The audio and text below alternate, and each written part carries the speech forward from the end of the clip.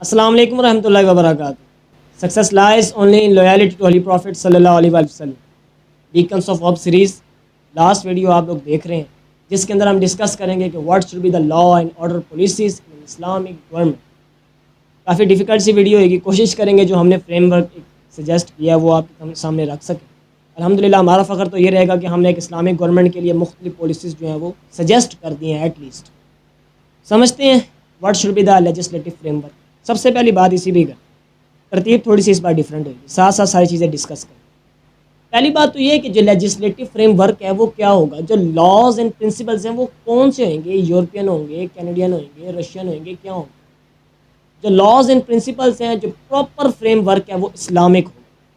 اس کے لیے دو سورسز ہوں، ایک ہے پرائمری سورس، ایک ہے سپلیمنٹری سورس. جو پرائمری سورس ہے اس میں آ جاتا ہے قرآن و سنہ، جو سپلیمنٹری سورس ہے اس میں آ جاتا ہے اجماع، اجتہاد اور قیاس. قرآن و سنہ کے بارے میں آپ سب کو معلوم ہے. اجماع کیا چیز ہے؟ اجماع تمام جو مختلف بلکہ تمام مسالک کے علماء کے کسی بات پہ متفق فیصلہ ہو جائے.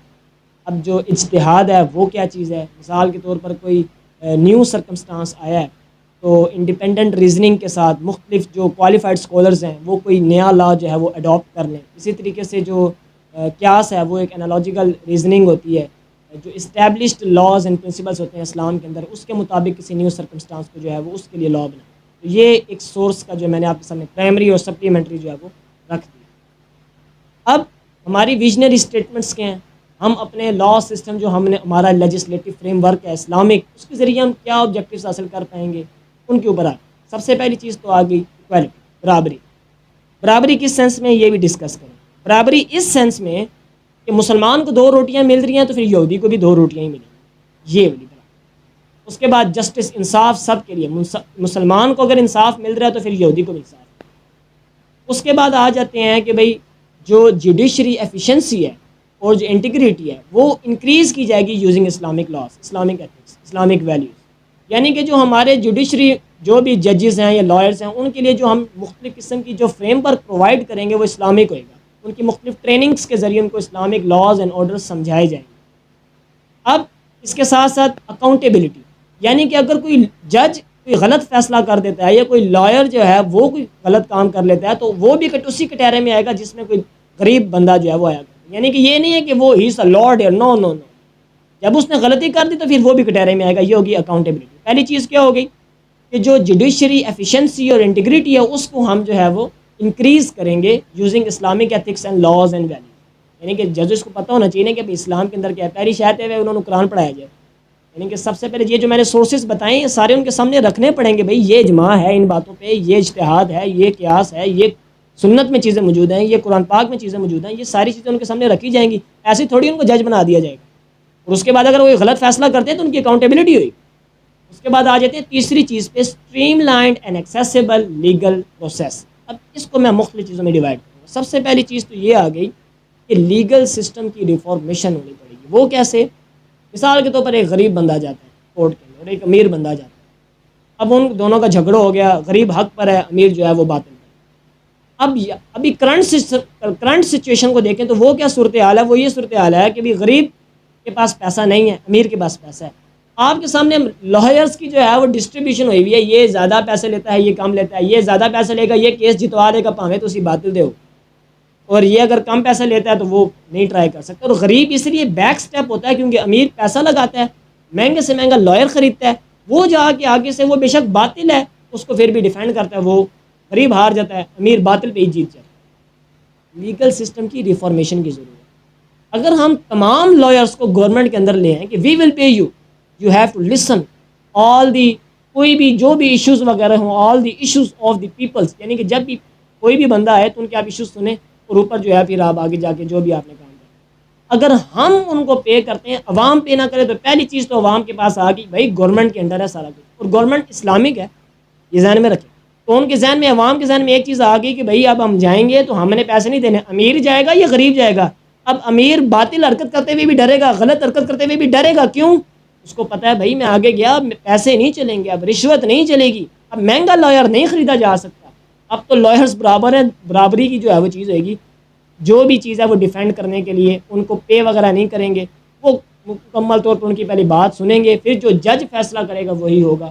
رشوت، پیسہ، لائر خریدنا، بیرسٹر خریدنا، یہ چیز سلسلہ ہی ختم ہوگا.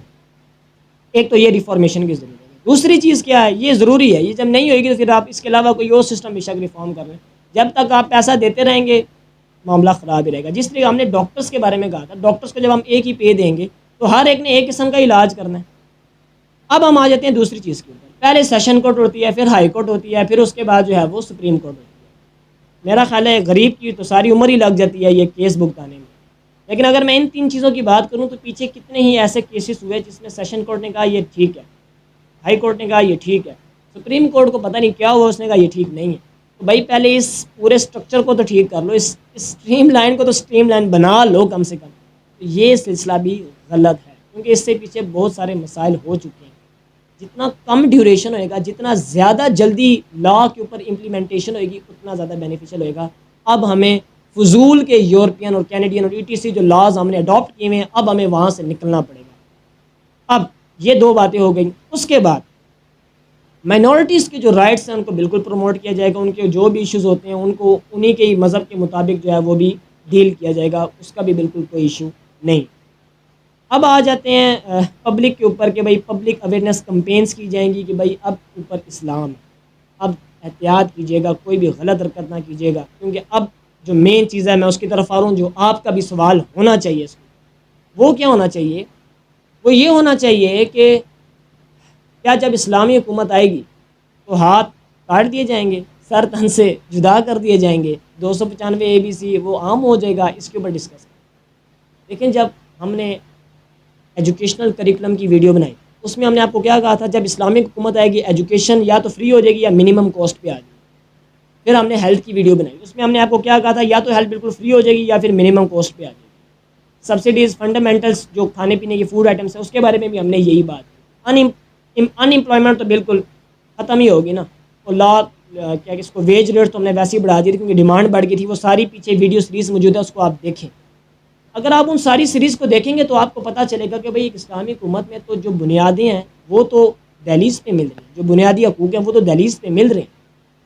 تو کیا اب چوریاں ہوں گی؟ کیا اب ڈاکے ڈلیں گے؟ کیا جو ہے اس طرح فضول حرکات ہوئیں گی؟ نہیں ہوئیں گی یار. کیا ہو گیا؟ اب پراپر طریقے سے سب کو پتہ چل گیا. اور آپ یہ لیگل فریم ورک کو بھی دیکھ لیں، جب وہ جائیں گے ان کو پتہ بھائی پیسے سے کام نہیں ہونا. اب تو جج نے بھی کوئی غلط فیصلہ کیا تو اس کو بھی ٹانگ دیا جائے گا. تو بھائی یہ جو ہاتھ کاٹنے، سر تن سے جدا والے معاملات، اور رہی بات یہ 295 ABC، جب خود اسلامک گورنمنٹ آ جائے گی نا، مائنورٹیز کو پتہ چل جائے گا کہ بھئی اوپر اب اسلام ہے. ان کو یہ بات باور کروائی جائے گی، روٹی مسلمان کو بھی 2 ملیں گی، تمہیں بھی تو، ان کو 3 ملتی ہیں تو تمہیں بھی 3 ملیں گی. جو ان کو حقوق بنیادی حاصل ہیں وہ تمہیں بھی حاصل ہے. جو ان کے لیے ڈائگنوسٹک سینٹر میں فیس ہے وہ تمہارے لیے بھی ہے.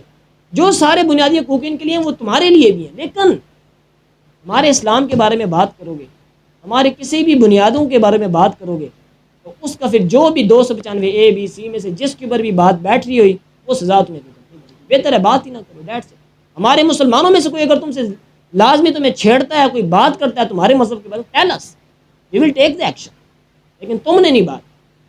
پھر وہ 295 ABC عوام نہیں امپلیمنٹ کرے گی، وہ پھر گورنمنٹ خود امپلیمنٹ کرے گی انشاءاللہ. لیکن بات یہ ہے کہ جب اسلام اوپر آ جاتا ہے پھر ساری گندگیوں کا صفائی ہو جاتا ہے. میں نے آپ کے سامنے ساری چیزیں رکھ دی ہیں کہ بھائی اکاؤنٹیبلٹی ہوئے گی، ایفیشنسی انکریز ہو جائے گی، انٹیگریٹی ہو جائے گی، ریفارمیشن ہو جائے گی مکمل طور پہ، اسٹریم لائن آ جائے گی، ایکسیسیبل لیگل سسٹم آ جائے گا. مکمل طور پہ جو سورسز ہیں وہ جو ہم پڑھ رہے ہیں، مختلف قسم کے قانون پڑھ رہے ہیں جن کا یہاں پر امپلیمنٹیشن کا کیا فائدہ. ہاں ٹھیک ہے، جو باقی چیزیں کچھ ایسی چیزیں ہیں اس کے لیے ہم اجتہاد کا استعمال کریں گے، قیاس کا استعمال کریں گے، اور باقی مختلف چیزیں آ جاتی ہیں اور کسٹم وغیرہ ساری چیزوں کا استعمال کریں گے. لیکن ہم اب ان لاز کو نہیں پڑھ سکتے جن کا فضول میں امپلیمنٹیشن ہماری زندگیوں میں نقصان کا باعث ہے. آپ لوگوں کے سامنے MBBS ہے نا. MBBS تو ایک، اب دیکھیں نا مثال کے طور پر مجھے اگر انفیکشن ہوتا ہے، فیننجیٹائٹس ہوتا ہے، تو اس کے لیے میں زیتھرومائسن لے رہا ہوں، میں اس کے لیے آگمنٹن لے رہا ہوں، مجھے فاقہ ہو رہا ہے، میں ٹھیک ہو رہا ہوں. بالکل جو آج کل علاج چل رہا ہے اس سے فاقہ ہو رہا ہے. لیکن بھائی یہ جو فضول کے جو لاز آ گئے ہیں اب ان کے مطابق کیا، مجھے بتائیں ہم کس طرف جائیں؟ آپ یہ سمجھائیں.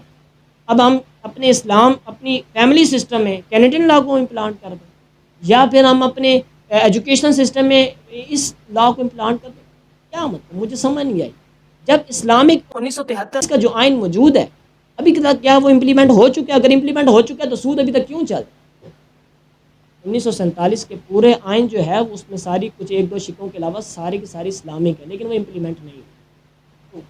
عرض صرف اتنی ہے کہ بھئی ایٹ لیسٹ جو LLB کے کالجز ہیں اس کے اندر بھی اسلام کا جو ہے وہ ایک دو پارٹ نہ رکھے جائیں، پراپر طریقے سے اس کو بھی پڑھایا جائے، اور انشاءاللہ جب اسلامک گورنمنٹ آئے گی تو اس میں پڑھایا جائے گا۔